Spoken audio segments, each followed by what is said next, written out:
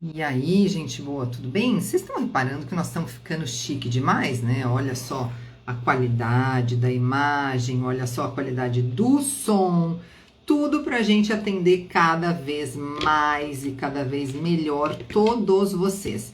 Então, ó, Casulo Cultural, você tá me ouvindo bem? Psi Lari, tá me ouvindo bem? Luciana, muito bom que você tá aí. Vocês estão me ouvindo, gente? Vão me contando tudo. Josi, tá me ouvindo bem? Conta pra mim. Vocês estão me ouvindo? Já vou aceitar a Ju, que já tá aqui chegando também. Gente, Laílson tá aqui com a gente. Vocês estão me ouvindo bem? Conta pra mim, gente. Tá? Como é que tá a qualidade do som? A gente tá cuidando de som, cuidando de iluminação pra vocês. Afinal de contas, somos 40 mil pessoas reinventando a educação. Não é lindo tudo isso, gente? Olha, vocês notaram lá? Quem ainda não segue a nossa página, corre, dá um likezinho aí, reinventando a educação. Sabe o que é ter 40 mil pessoas dispostas a reinventar a educação com a gente, dispostas a fazer diferente, dispostas a falar de uma educação diferente? Cat, amor da minha vida, você tá vendo que, olha, essa live aqui tá funcionando, né? Então eu preciso de você aqui, Cat. Você trata de voltar, porque a nossa live não ficou salva aqui na Reinventando a Educação. E aí, amiga, nós precisamos fazer tudo de novo. Luciana, beijo. Gente, vão entrando aqui que a casa é toda de vocês. E hoje a gente vai falar com uma pessoa muito querida, que é a Ju. Mas antes da gente falar com a Ju, deixa eu falar para vocês aqui uma coisinha. Vocês sabem o que é esse negócio de cidades educadoras? Pois é, hoje a gente vai falar sobre isso. Se você não sabe, eu vou te contar um pouquinho. O cenário é mais ou menos assim, eu vou te contar rápido porque a Ju vai se aprofundar. Espanha, Barcelona, 1992, Jogos Olímpicos, toda a cidade foi transformada, novas construções, novas instalações prontinhas, feitas para as Olimpíadas. E aí, gente, pera que o Laís está me arrumando. E aí, terminaram as Olimpíadas, né? O que faz com tudo isso que a gente construiu aqui, né? A Espanha, gente, não é Brasil, porque aqui muitas instalações foram perdidas, estão abandonadas, não foram preservadas. Na Espanha, cuidou-se de que, a partir daquelas instalações todas construídas, a cidade começasse a ter uma outra perspectiva com relação a si mesma. Então foi criada a partir daí, e oficialmente em 1994, o conceito de cidades educadoras e uma associação internacional de cidades educadoras, que é uma associação sem fins lucrativos e constituída como uma estrutura permanente de colaboração entre governos locais que se comprometem a reger-se pelos princípios inscritos na Carta das Cidades Educadoras. Gente, a carta é simplesmente linda. Se vocês abrirem aí, é muito fácil de encontrar na internet. Eu vou ler um só artiguinho. Solange, Glaucia, beijo, que bom que vocês estão por aí. Mônica, vão chegando, gente. Olha só, a cidade educadora deverá oferecer a todos os seus habitantes, enquanto objetivo cada vez mais necessário à comunidade, uma formação sobre os valores e as práticas da cidadania democrática, o respeito, a tolerância, a participação, a responsabilidade e o interesse pela coisa pública, seus programas, seus bens e serviços. Essa carta é de verdade muito incrível, gente. E ela exprime, ela mostra o compromisso assumido pelas cidades que se inscrevem, né, nesse programa e que definem, então, que vão, a partir dessa assinatura ou dessa inserção nesse projeto, fazer com que todos os projetos já existentes comecem a dialogar e fazer com que os recursos da cidade sejam otimizados. Então veja bem se a sua cidade é uma cidade educadora. E se ela é, veja quais são os projetos que estão em andamento. Se você não encontrar isso, você pode contar com profissionais incríveis como a Juliana, que vão te ajudar a fazer o diálogo entre os projetos e fazer com que a cidade educadora realmente funcione para além do papel. Porque assinar um papel não é difícil. O difícil mesmo é fazer a coisa acontecer, né, gente? Olha, eu vou chamar aqui a Ju. Peraí, vocês fiquem aí, hein, gente? Ju, Gente, mulherão, o currículo dessa mulher é incrível, tudo que ela já fez é diverso, é interessante. Oi, Juliana! Conta com você, meu Oi, amor, como é que você tá? tudo bem? Deixa eu ajeitar aqui. Peraí, deixa eu ver se eu consigo te ouvir direitinho. Peraí. Você tá me escutando direitinho? Oi, pessoal. Peraí, Ju, que eu não tô te ouvindo. O que será, gente? Peraí. Oi, Vocês estão ouvindo a Ju? oi. Alô. Obrigada, Cat, meu amor. Muito obrigada, viu? Depois a gente vai voltar. Tô aqui com um peso na consciência que a gente não. Amor, não tô ouvindo a Ju, Oi. tá? Agora. Isso. Vou te ouvir aqui pelo computador. Beleza. Você tá me escutando direitinho? Tá com um pouquinho Oi, de delay. pessoal. Ah, mas eu não ouço pelo celular, gente. Oi. Peraí, Ju, deixa eu ver. Peraí. Vamos ver se a gente se entende. Aí. Deu, Ju? Tá me ouvindo? Eu te escuto, perfeito. Então tá bom. Então resolvido aqui o nosso problema. Ju, gratidão por você ter vindo aqui com a gente, gratidão por você oferecer seu tempo e todo o teu conhecimento para a gente fazer essa live, para a gente estar juntas, viu? Valeu muito, isso é muito importante para a gente. Tem muita gente boa aqui querendo saber desse tema que você vai tocar e tem muita gente muito legal que vai assistir a gente depois também, amanhã e tudo mais. Então, gente, valeu muito por vocês estarem por aí. Eu trouxe para vocês de presente, porque é um presente, né, gente? Para uma mulher que conhece dois homens fundamentais na minha vida, que é o Fernando Leão e é o professor Alexandre Santos Machado. São dois homens incríveis, que eu aprendo muito, que me motivam muito, me apoiam em toda a doideira que eu proponho. Estão sempre ali pegando na minha mão e fazendo uma terapia comigo, que é sobre isso, né? E aí, quando a Alex me fala da Juliana, eu falei, gente, preciso conhecer essa mulher. Tenho que conhecer essa mulher. E aí comecei a ver o currículo dessa mulher. Eu falei, olha que doideira de currículo. Adoro gente que faz um monte de coisas diferentes. Ela é atriz, gente. Ela é terapeuta ocupacional. Tem mestrado em medicina e pediatria nas ciências da saúde. Também é formada em marketing digital e gestão de redes sociais. Olha que diferente. É a profissão que está demandando, né? Tem curso de escrita criativa, storytelling, mas uma coisa que essa mulher fez, e que eu acho, bom, é contadora de histórias, é educadora brincante, tem formação em audiovisual pela Escola Caminho do Meio, e aqui a gente está chegando no ponto que, para mim, é o ponto-chave aqui desse currículo, que é cofundadora, professora e diretora da Escola Caminho do Meio, que é uma das escolas mais disruptivas que eu já tive a oportunidade de conhecer na vida. Assim, tudo que o Fernando me fala dessa história, dessa escola, as fotos que eu já vi, os vídeos que eu já vi, gente, muito, mas muito inspirador tudo que tem ali.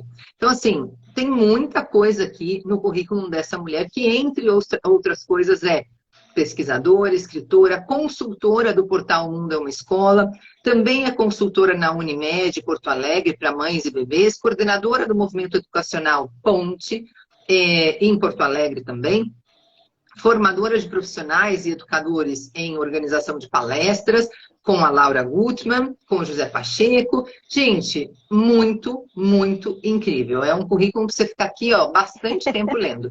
De tudo isso, Ju, que está aqui, eu quero que você se apresente antes de você começar a falar do nosso tema de cidades educadoras. Quem é você? Conta pra gente. Olha, diante disso tudo eu fui pensando, meu Deus, que pessoa velha, né?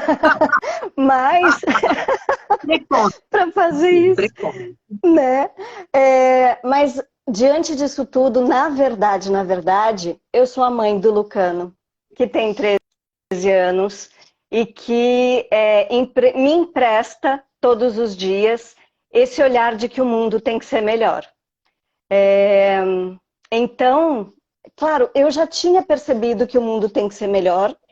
Desde que eu era pequena, eu olho para o mundo e penso, a gente pode ser feliz aqui, né? Mas quando eu fui mãe, a Escola Caminho do Meio veio antes da maternidade. Mas quando eu fui mãe, eu pensei assim, o mundo tem que ser melhor para todo mundo. Porque se todo mundo ficar feliz, o meu filho vai ficar feliz e os filhos de todo mundo serão felizes, né? Então eu acho que ser mãe do Lucano me representa muito nessa trajetória toda. Eu sempre quis ser mãe e quando fui fazer terapia ocupacional, eu tinha endometriose Então eu achava que eu não ia poder ter filho. E eu pensei, então eu vou ser mãe de um monte de criança, né? E aí por isso que eu fui fazer depois o mestrado em pediatria. E aí fui dar aula na universidade, na cadeira de pediatria e desenvolvimento infantil. O que aconteceu naquele momento?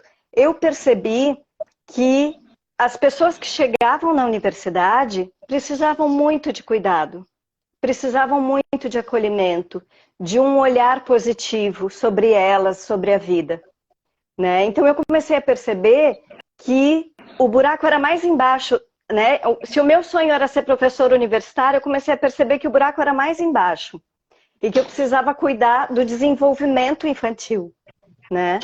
Então eu fui para o centro budista, onde o Lama estava querendo fazer uma escola. Eu falei, Lama, eu saí da universidade, terminei o meu mestrado e quero fazer essa escola. E aí a gente começou a escola Caminho do Meio, que é essa escola que você foi visitar.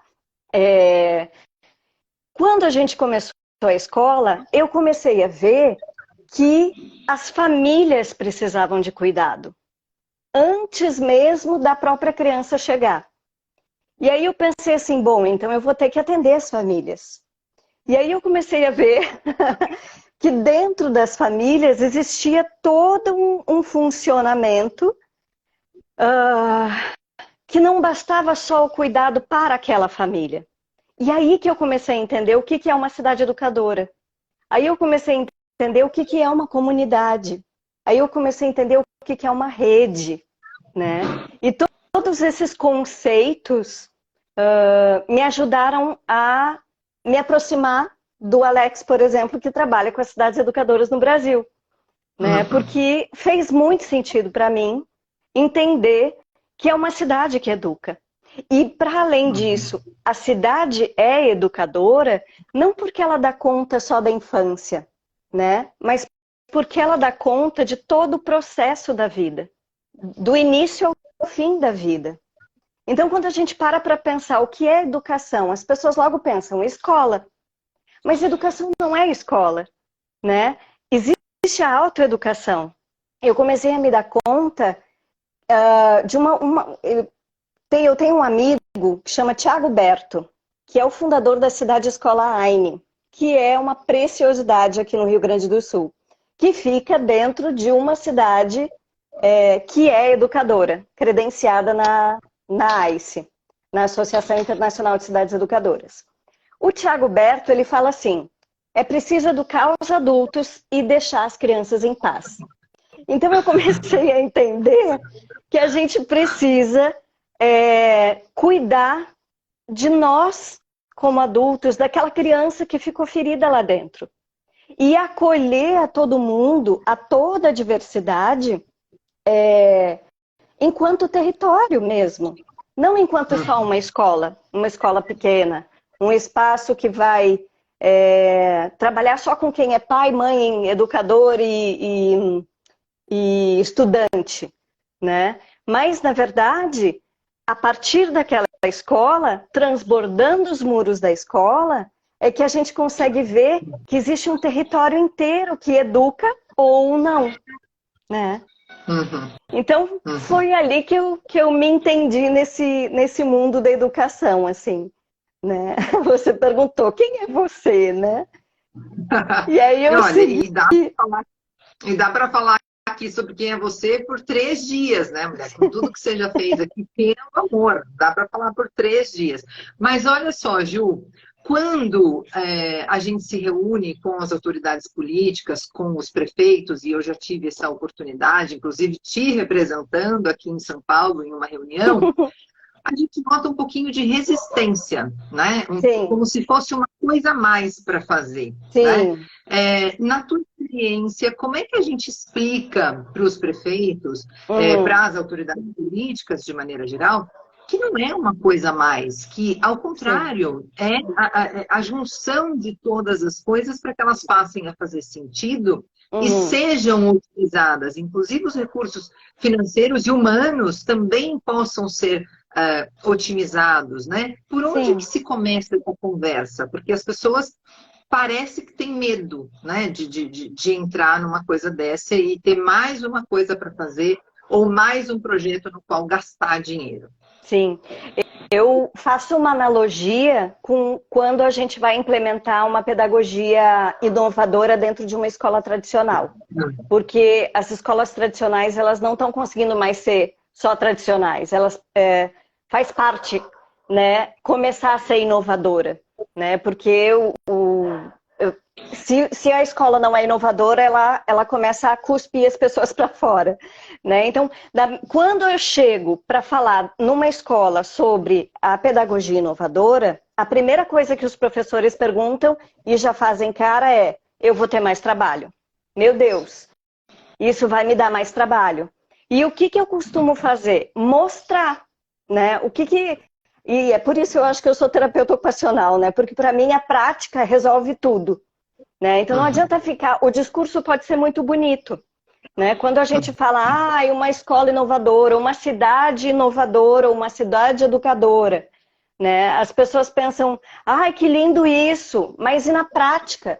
Como isso funciona? Então quando a gente explica e a gente mostra os exemplos das coisas que estão acontecendo nas cidades que já são educadoras, seja no mundo, no Brasil, fica mais palpável para a pessoa entender que uma cidade educadora, na verdade, ela serve para conectar tudo o que está acontecendo e para potencializar o que já está acontecendo, para que aquilo seja um incentivo para que surjam novos projetos. Não quer dizer que, agora eu sou uma cidade educadora, eu preciso fazer coisas novas. Não, na própria cidade, ontem, por exemplo, Alex e eu estivemos online na reunião de Bauru para se tornar uma cidade educadora. E o que eles viram ali, o que era o nosso objetivo, que eles pudessem enxergar, a nossa cidade já tem ações, programas, projetos e ferramentas que podem torná-la educadora. O que precisa? A união desses diferentes atores, a conexão desses diferentes atores, que inclusive vai facilitar que aquilo, de fato, transforme as cidades. Né?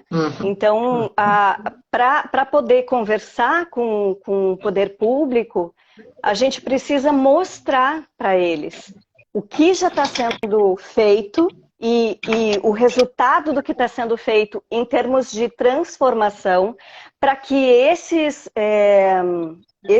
governantes, essas pessoas que fazem parte que nos representam publicamente, possam compreender que eles estão deixando um legado. O Alex gosta muito de falar isso, né? Uma cidade educadora deixa um legado para os cidadãos. Né? Então, quando o poder público percebe que a sua cidade está servindo de exemplo para outras cidades, por ser, de fato, transformadora, que a coluna vertebral dos seus programas, dos seus projetos políticos, né, é a educação, aí eles entendem que eles precisam ser cidades educadoras, porque senão eles vão ficar para trás, né? Outras cidades vão começar a mostrar resultados através das ações das cidades educadoras, e essas cidades que não são cidades educadoras vão ficar com menos resultados, vão ficar para trás diante da realidade política e social e educacional, saúde, todas as áreas, né? Eu amei a analogia que você fez com a questão da escola e da inserção das metodologias inovadoras, disruptivas ou metodologias ativas, como a gente queira chamar. É justamente isso, né? E a gente percebe que as escolas que se mantêm numa linha tradicional, as escolas que continuam aplicando prova, avaliando daquela maneira tão violenta, né? De classificar as pessoas em 0 a 10, determinando se elas vão ser aprovadas ou reprovadas, dividindo as crianças por idade. Enfim, a gente percebe uma violência tão grande e a gente percebe que as pessoas estão adoecidas nesse Sim. tipo de instituição. Tanto os educadores, quanto as crianças, e sem lugar a dúvida também os pais. Então, quando as pessoas começarem a iluminar a sua mente, a olhar sem ter preguiça, eu tenho certeza que vão perceber que esse modelo está falido já faz tempo. E que a gente está falando de. Não é de inovar mais, a gente está falando de sobrevivência. As nossas crianças e os nossos educadores estão mortos-vivos, estão sem brilho, estão sem sonhos, né?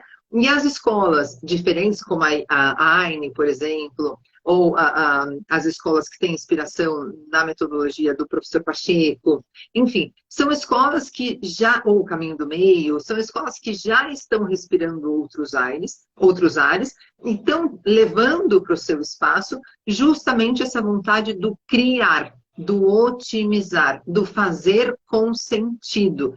Essa tua explicação foi bárbara para mim, assim, porque quando nossas autoridades políticas olharem sem preguiça para o que é os cidades educadoras, não tem como dizer não para um negócio desse, porque não é sobre um trabalho a mais, né? É sobre não adoecer, é sobre poder sonhar, é sobre poder desenvolver solidariedade na prática, para além de documentos teóricos, né, Ju? Sim, é sobre potencializar aquilo que já existe para que aquilo vire lei com base na educação, seja em que área for, né, para que de fato as pessoas sejam felizes na cidade, para que de fato a cidade seja um lugar onde todos podem se desenvolver, onde todos têm acesso à cultura, à informação.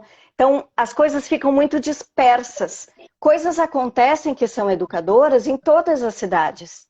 Qualquer cidade pode ser educadora, mas acontece que quando ela é intencionalmente uma cidade educadora e ela responde aos princípios das cidades educadoras que estão na Carta das Cidades Educadoras, né, na Carta Internacional, parece que isso se aglutina, se organiza, né? Se torna uma organização que fica muito mais fácil de toda a comunidade, de todo o território se reconhecer, reconhecer o seu território, perceber aonde ele pode ser inserido e aonde ele pode contribuir também, né? Então, é sobre potência, não é sobre vou ter que fazer mais. É sobre que potência eu tenho e como eu organizo essa potência para que ela funcione para a transformação social, né? Então, quando eu, por exemplo, preciso digamos que eu precise de mais luz aqui para fazer a live, né? E eu não tenho luz, mas o meu vizinho tem luz e eu posso pedir para ele a luz, né? E aí eu não tenho um microfone, mas o outro vizinho da frente tem um microfone. E aí eu posso pegar emprestado e depois eu vou devolver. Então, a gente pega emprestado numa cidade educadora a potência que cada um pode oferecer. A gente coloca na mesa a nossa potência também, né? A gente coloca na roda essa potência. Então, fica inclusive mais fácil para quem governa uma cidade educadora, porque ele tem 1000 braços, que são os representantes de todo o território. Ele não fica sozinho, só com quem está ali ao lado dele. Ele pode se sustentar junto com todo o território. O território potencializa. E aí não se trata de partido político, porque a cidade é educadora através de uma lei, mas ela vai além do governo que está ali. Depois muda o governo e ela continua educadora, porque ela se sustenta na sociedade civil, ela se sustenta nas empresas, ela se sustenta no governo e na academia, né? Então, todas essas instâncias é que vão sustentar e que vão manter e potencializar uma cidade como educadora. Uma coisa que faz muito sentido para mim, eu sempre falo aqui do ranço que eu tenho de quando a gente quer se inspirar na Finlândia. Eu digo, gente, eu moro em São Paulo, a Finlândia tem o tamanho de Santo Amaro. Então, assim, calma, né? Calma que não dá para a gente trazer da Finlândia o negócio e adaptar esse contexto de qualquer maneira. E o que eu mais gosto da ideia dos Cidades Educadoras é justamente o respeito ao contexto. Não é pegar um negócio que a Espanha propôs como país europeu e trazer e aplicar aqui em qualquer lugar do Brasil. Não é sobre isso, né? É sobre trazer uma metodologia, sobre trazer uma ideia de composição de projetos, sobre trazer uma ideia de nova relação com a educação. Começando a entender que sim, o mundo educa, como você bem diz, né, e como espalha por aí bastante, o mundo educa, então todos os espaços são educadores, eu preciso cuidar desses espaços, portanto, né? E aí trazer um projeto para cá, trazer essa ideia para cá, é justamente respeitar o contexto, respeitar o que já existe, mapear o que já existe, pôr luz nisso e colocar tudo isso em diálogo. Não pode ser complicado de entender um negócio desse, né? Claro que dá uma vontade de importar um projeto da Finlândia. Eu entendo vocês, eu acolho isso. Mas, assim, não dá, amiguinho, não dá, né? Quando você tenta importar um negócio e despreza o contexto, está fadado ao fracasso. Quando você consegue perceber que o contexto determina também as ações locais, então tudo faz sentido e o espaço realmente é educador, né, Ju? Com certeza, até porque a cidade é educadora para e com as pessoas que moram nela. Então, uma vez que cada cidade tem uma identidade diferente da outra, inclusive aqui no Brasil, de norte a sul, existe uma diferença muito grande entre as cidades, as culturas, as pessoas, os sotaques. Então, se a cidade educadora fosse um modelo pronto para ser implementado como uma cartilha, não ia funcionar, porque não reconheceria a diversidade, que é um dos princípios da cidade educadora. Reconhecer e respeitar a diversidade, né? Então, eu posso falar um pouquinho sobre um movimento que eu estou agora muito perto, que é do Porto Novo, que é um bairro novo aqui em Porto Alegre, e eu entrei através da escola, que chama Escola Municipal de Ensino Fundamental Porto Novo, e o que aconteceu? Fica mais claro para todo mundo entender como é que a gente faz, que a gente não traz uma cultura de fora para implementar aqui. A gente vê o que está acontecendo no território que a gente faz parte para transformar esse território a partir da nossa transformação pessoal, de cada uma das pessoas que mora ali naquele território, né? Então, o que acontece? Lá na Porto Novo, as pessoas foram morar lá, porque moravam perto do aeroporto e tiveram que sair de lá, foram realocados nesse lugar, muito distante de onde eles moravam. Então, a identidade deles fez, né? Assim, tiveram que construir uma nova identidade. Então, eles criaram, primeiro, um clube de mães. Do clube de mães veio a creche. Da creche e do clube de mães, porque as mães precisavam trabalhar, fizeram a unidade de destino certo e o galpão de reciclagem. Depois disso, veio o posto de saúde e, por último, veio a escola. E a escola foi um lugar que potencializou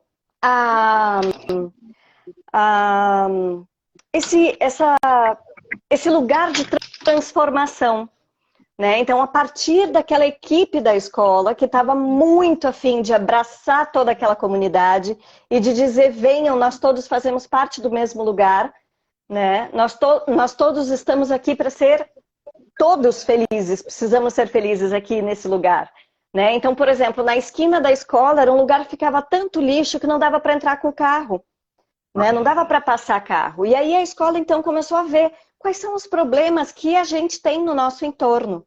E aí começou a conversar, representantes da escola foram conversar com os representantes dessas outras instituições que tinham à volta da escola e com representantes do bairro, né? E aí eles começaram a ver como a gente pode solucionar essas questões que a gente vê aqui no nosso bairro. Então eu comecei a perceber, quando eles me contaram toda essa história, que o Porto Novo virou para mim, na minha opinião, um protótipo do que é uma cidade educadora. Por quê? Porque a união de diferentes lugares que têm diferentes objetivos, né? Então, as mães que queriam se encontrar e se fortalecer, que criaram a escola e que criaram lugares de trabalho com reciclagem e que isso tudo trouxe um posto de saúde, uma escola. Cada um desses tem um objetivo diferente.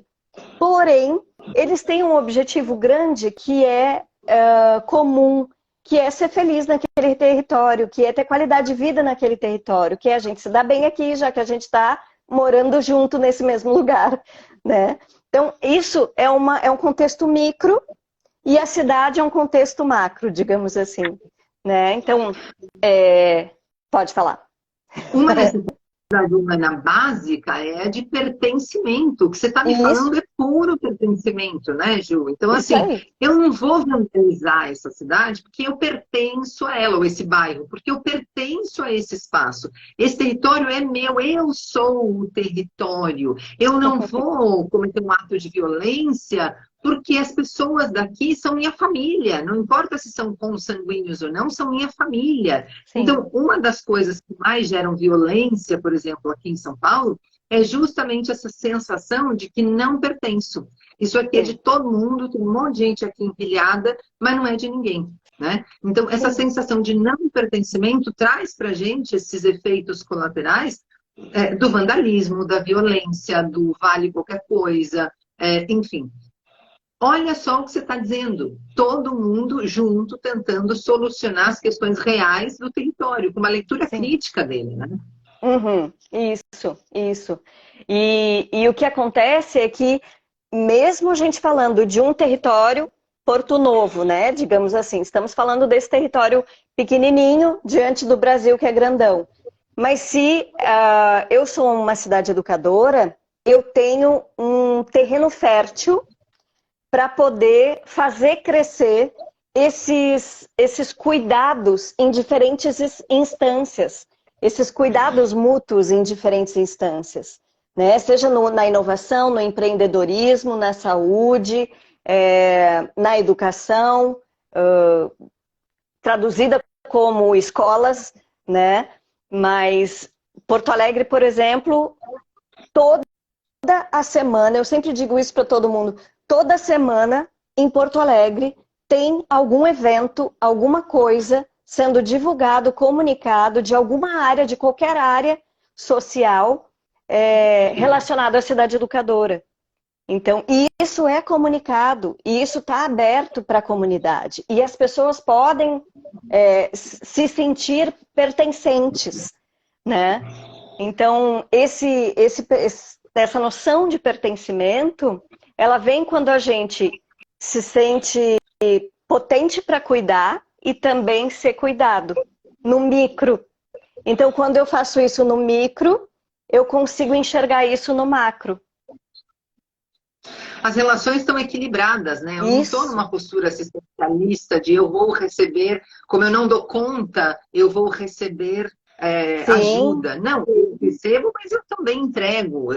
Todo mundo tem alguma coisa para entregar e com a outra mão receber, né? Então essa relação está mega equilibrada. E isso é a boniteza da coisa que eu vejo nesse exemplo que você está dando. Que lindo, Ju, que lindo que você está trazendo para gente. O que acontece em relação a isso que você está falando, lá no Porto Novo, eles começaram na escola começou a entrar muito cachorro machucado. E muito magro, com muita sarna, né? E aí os professores começaram a cuidar desses cachorros, já faz um tempão. E aí um dia chegou um cachorro que os alunos chamaram de grandão. Só que o grandão estava muito prejudicado e ele morreu. E aí eles prometeram que eles nunca mais iam deixar nenhum cachorro morrer. Mas o que aconteceu com essa ação? Outro dia a professora Tatiane, que é a professora de inovação da Escola Porto Novo, me mandou a foto de um aluno dela que fez pulseirinhas para poder vender no brechó da escola, para arrecadar fundos para cuidar dos cachorros que são acolhidos ali. E aí o que acontece? Cada vez que aparece um cachorro, que os professores saem para procurar, né? Aí apareceu na escola, mas saiu, fugiu. Aí os professores saem para procurar. Todo mundo do bairro fala, professora, seu cachorro foi para lá. Mas olha aqui, o meu tá gordinho, o meu tá cuidado. Então as pessoas começaram a ver, Poxa, a escola cuida, eu também vou cuidar do meu. Olha como ficou bonito aquele que chegou todo ruim, né? Olha, o meu também tá bonito. Então começou a multiplicar essa noção de cuidado no bairro. É tudo sobre cuidar, né, Ju? Por que que é tão difícil a gente entender que, de fato, é essa a nossa missão por aqui, né? A gente cuidar Sim, e servir, a gente se cuidar, mas a gente cuidar do outro, a gente servir ao outro, fazer com que as vidas do nosso entorno sejam muito melhores porque a gente existe, né? E esse projeto, essa ideia, essa ação, dá essa rica oportunidade de que isso seja assim. Aqui em São Paulo, você começa a te contar as histórias tristes que eu ouço em condomínios, quando sim, entra um bichinho, um gatinho, a gente fica desesperado, porque a gente sabe qual que vai ser o fim do gatinho. E eu não vou contar para sim, não deixar vocês aqui com um sabor ruim depois de ouvir essa história bonita que a Ju contou pra gente. Mas está bem longe a ação que a gente vê aqui do cuidar. Então, estamos adoecidos. sim, Precisamos sim recuperar o que há de humano em cada um de nós, que é justamente o cuidar, né? sim. E a Carta das Cidades Educadoras, ela foi escrita, como tu falou no início, né? No Congresso lá de Barcelona, né? Reforçada 2 anos depois 4 anos depois, por representantes do mundo todo.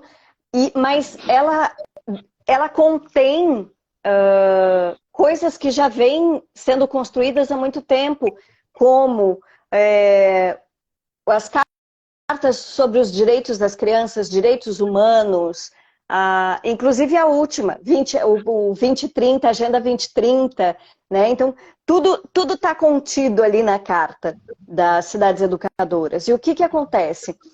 As cidades educadoras que estão ativas, elas oferecem formação para sensibilizar o olhar das pessoas.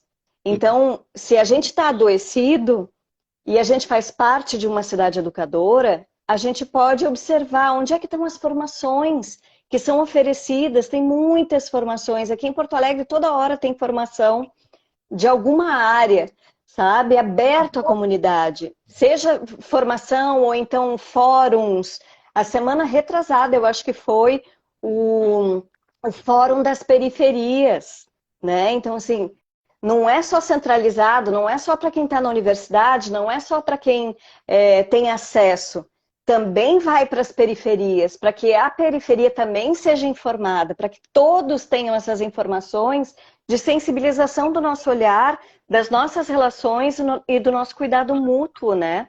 Seja entre as nossas relações, seja com o prédio que eu faço parte, o condomínio que eu faço parte, a rua que eu faço parte, né? Eu gosto muito de Brasília, apesar de que no Centro-Oeste não tem nenhuma cidade educadora ainda, né? Mas Brasília, eu acho que é o Eixão.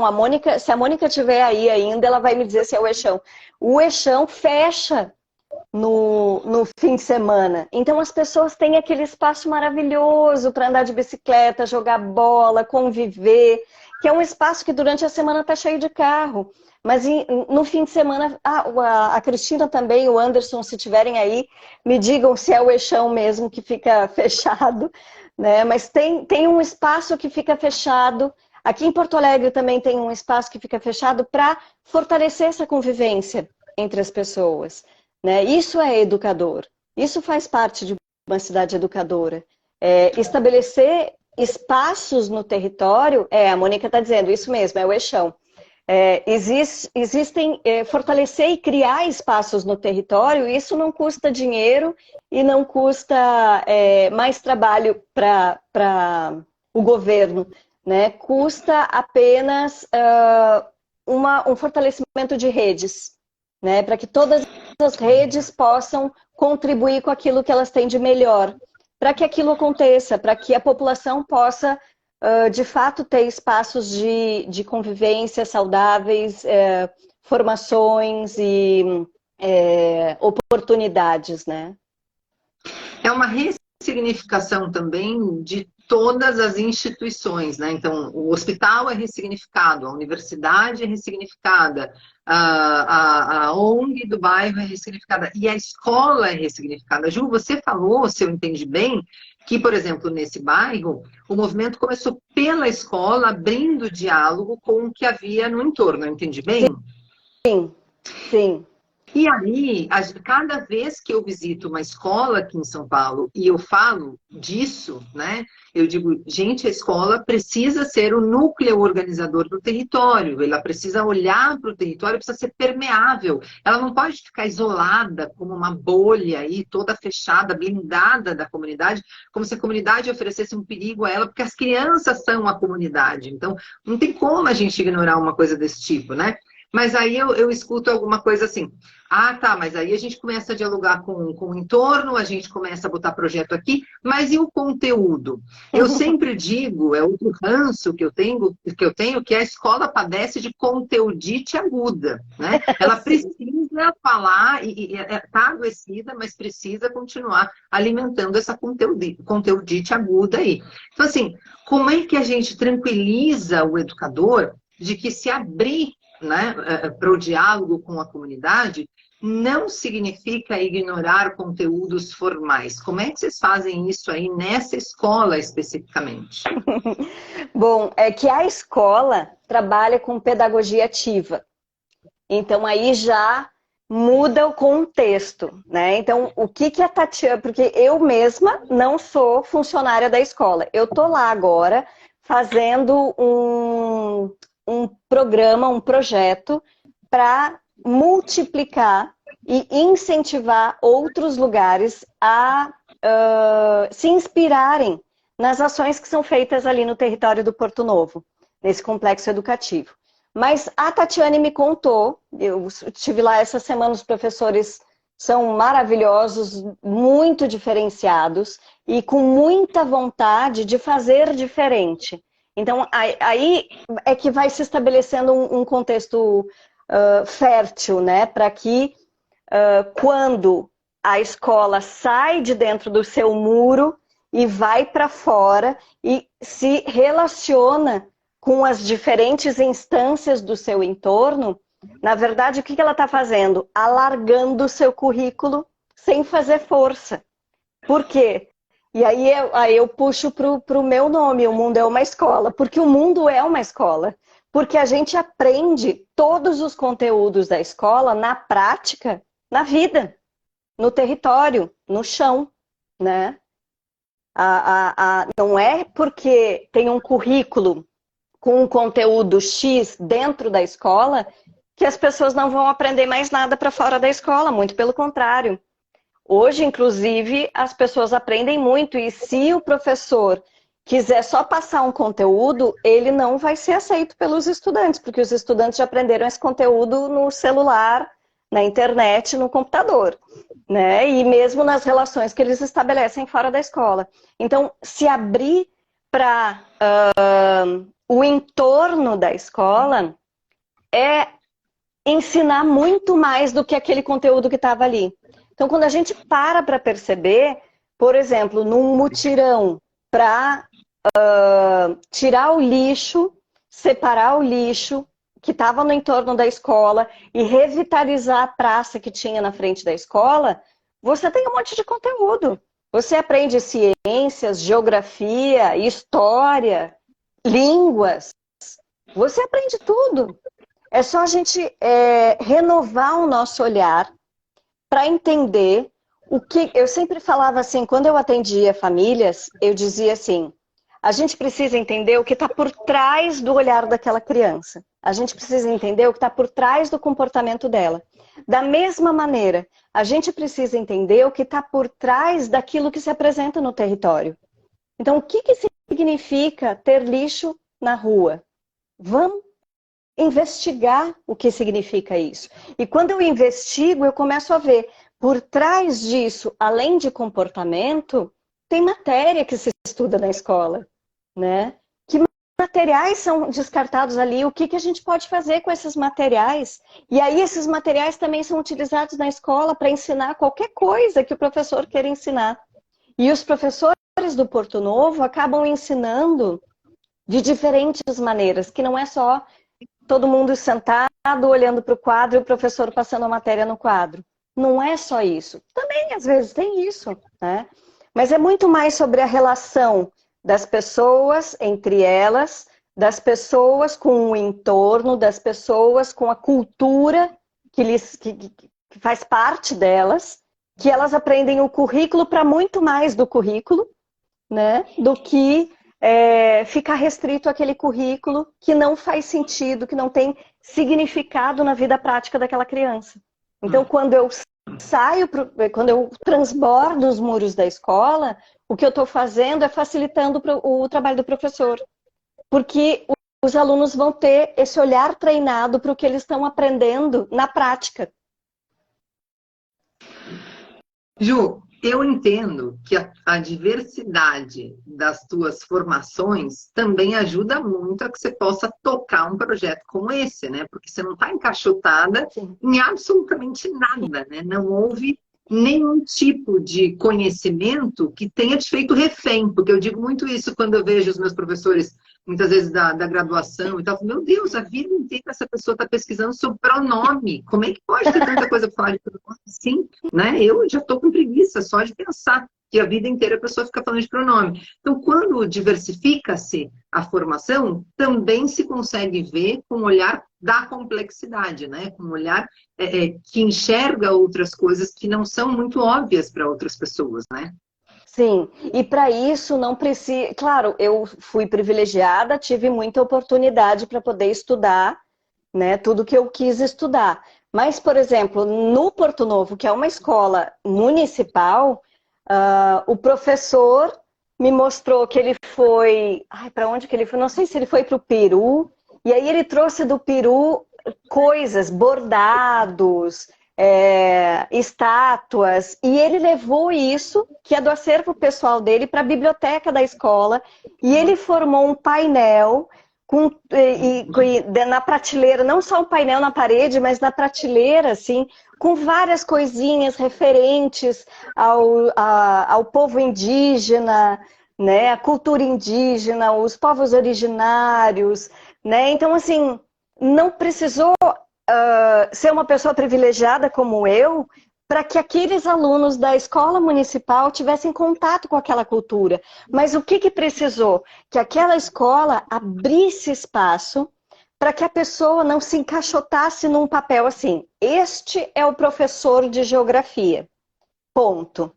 Não, ele é o professor de geografia, mas ele viaja, ele adquire cultura e ele pode trazer essa cultura que ele adquiriu para dentro da escola. E aí ele veio me mostrar, esse professor é maravilhoso. Eu amaria se todo mundo pudesse visitar a Escola Porto Novo. Eu tenho um profundo respeito por eles.